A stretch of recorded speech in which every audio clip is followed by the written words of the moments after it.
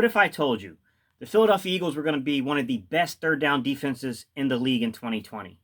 And also, they'll likely be top 5 in pressures in 2020. You might ask, how's that going to happen, man? I'll tell you how. A little technique called the diamond front.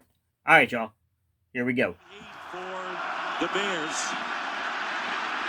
And Trubisky can't get away. What's up, Eagles Nation? What's going on, NFL world? How you doing, division rivals? This is Stephen Hyder with Gate City Sports Channel, the sports channel where the cerebral NFL fan comes for about 10 minutes of daily content. Good morning, good afternoon, or good evening, whenever it is you get around to watching us. Once again, guys, Stephen Hyder, Gate City Sports Channel. All right, y'all, today's topic. Guys, we're talking about generating pressure on third downs with this Philadelphia Eagles defense. That's today's topic. I'm going to talk about the diamond front. I'm going to talk about concepts like green dog, okay? We're going to talk about how we take this new pieces we fit into this defensive line and absolutely create one of the most dominating third and long defenses in the entire NFL, because that's what I think the basis is of what we have here in Philadelphia right now. When you take all these pieces and you put it together, yeah, you got an agent, Brandon Graham, no doubt about it. Yeah, you got Josh Sweat, who's a little unproven. Yeah, you got Derek Barnett, who's really on a you better show us something this year kind of thing. Yeah, we got guys like, Malik Jackson that's coming off of an injury. We also got Javon Hargraves coming back in here, guys. We got guys like Hassan Ridgeway, who's also coming off an injury, but man, did he show an ability to get a pass rush home from that interior pass rush. Guys, when you add that with Fletcher Cox and how dominating this defensive line can be, when you look at the things that we did last year, and may I remind you, before about a 2 to 3 game span, we were not looking very well in the sack department. And then it hit. It hit big time, right in the middle of when we needed it to hit. And we went on a 2-game, 7-sack stretch. And I ain't talking about the Jets, gentlemen. So, today's topic, guys, simply put, I'm going to review the film. I'm going to show you why I think the Philadelphia Eagles, with Javon Hargraves and with Fletcher Cox, Malik Jackson, Brandon Graham, right? Derek Barnett and Josh Sweat, Jannard Avery. And then we can even throw in these safeties, guys, in the linebacker play we got, these linebackers coming into play. We got guys like Kavon Wallace and Jalen Mills and Will Parks coming in. Like, I'm telling you guys, the matchups on third and long are going to be very interesting. And this is going to be one part of a bigger series where I'm going to look at the types of things we're going to do on third down to get off the field. The first part, I want to focus on this D-line and this concept of the diamond technique mixed in with a little green dog. And then in the next couple of videos I'll do, and they won't necessarily be back-to-back, guys, but I want to talk about 4 corners dime, and I want to talk about our utilization of big nickel in third and long situations. All right, guys, without further ado, I've stretched this out long enough. Let's jump into today's topic. Today's topic, we're about to show you how we get off the field on third down. All right, y'all, let's get it.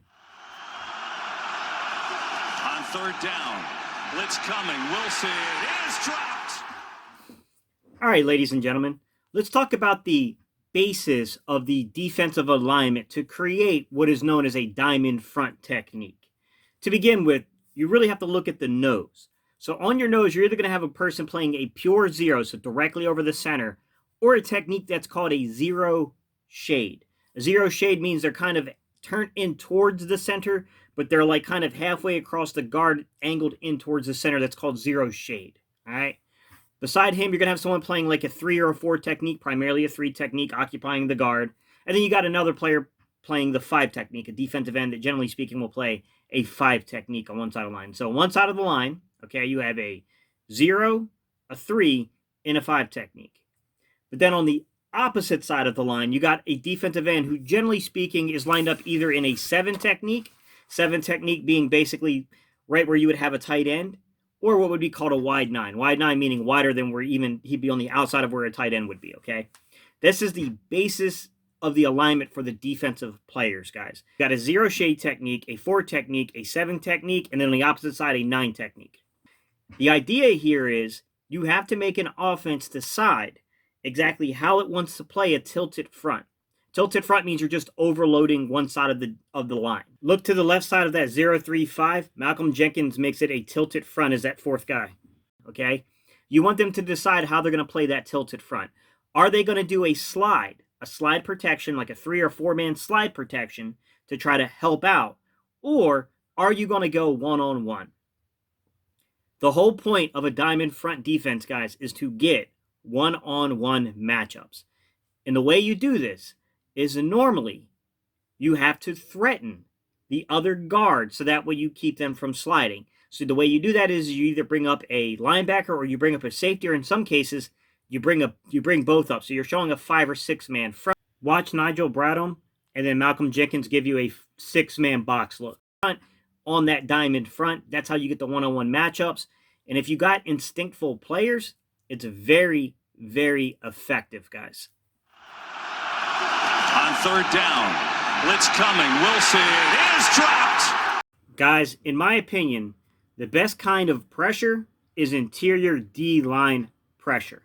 Because if you collapse the interior of an offensive line, all bets are off. You have to roll the pocket to keep your quarterback standing up. And that's where containment comes into play. That's where you have to go off scheduled. That's when you start playing in the defense's favor. Look, there's some guys who can make incredible plays outside the pocket. Wilson, Wentz, Mahomes, those guys, Deshaun Watson, absolutely.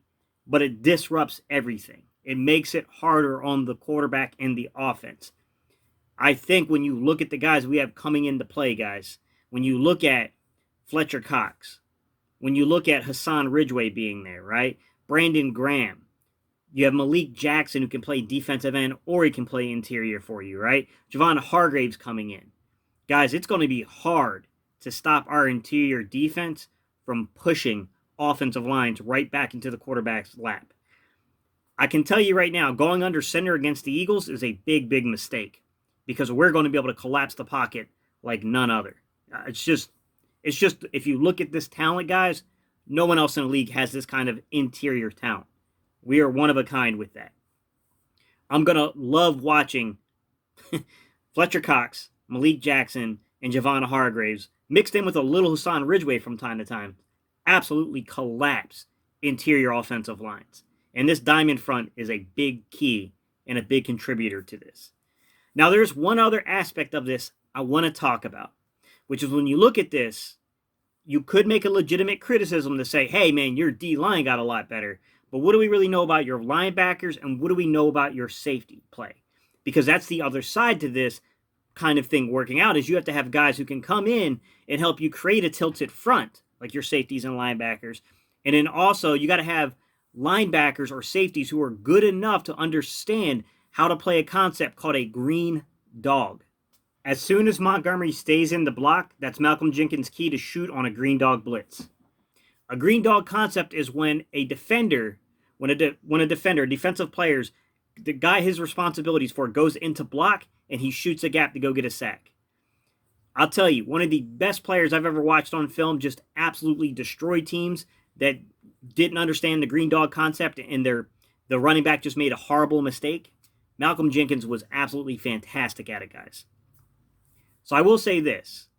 Kevon Wallace, Jalen Mills, and in Will Parks, they have to show that they have the abilities to play with the instinctfulness that Malcolm Jenkins did. There is a bit of projection here, guys. I will not hide that or try to be, one of these people who just ignores that fact. Absolutely. It's absolutely legitimate criticism.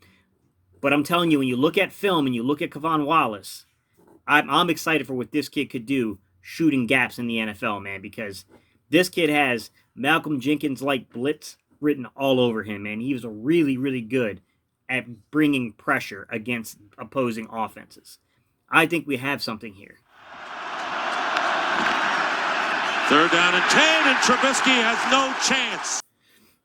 All right, guys, the last part of this is why did we make the changes we made on the coaching staff? And we brought in Matt Burke the season before as kind of an assistant coach here, but more so because he has pedigree and he has a lot of experience doing this.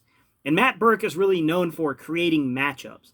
Now, I will tell you this. Matt Burke, to my knowledge, has never been a defensive line coach. He's been a D coordinator and he's coached linebackers.